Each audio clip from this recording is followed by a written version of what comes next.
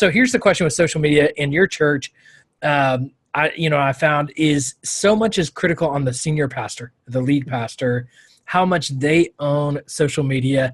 I'm not asking you to get an awkward position with your pastor, but I'm curious how your pastor receives social media, how you kind of coach them, educate them, and integrate them into the vision of the church in your social media strategy. Yeah, and that's something we're talking through as well. Even this morning, the meeting I was in, when I got your message reminder about today, Yeah.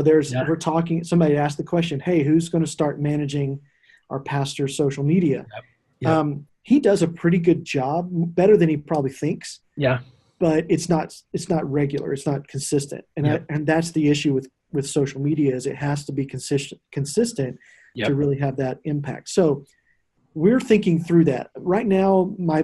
I just finished a resource that it's out, 88 ideas for social media posts. It's a PDF. You can get it on my website. But then what I want to add to that is, some ridiculous number of things that your pastor can post on social media every Yep. day. Yep. And so I'm working towards that on a resource to do that, because I think really the way to coach them is you've just got to give them something. You've Yep. got to give them a schedule. You've got to give them something to do. And if your pastor is open to social, he will love you for it. Yep. He will Yep. absolutely love that you've said, hey, if you want to, like we did this with our email newsletter that goes out every Thursday. We were talking about a rotation of theme that we could have for each one, so that it doesn't become this announcement mill for everything going on, because that's the easy thing to do. And so he loved it. He's now talking about vision on the first week. He's talking about a value on the second week, and he's got this kind of system. It's a schedule.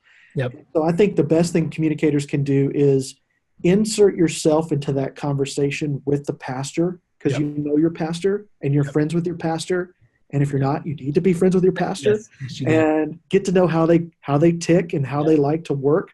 Yep. And then say, hey, have you thought about how you're posting on social? Because it gives you a platform when you speak live.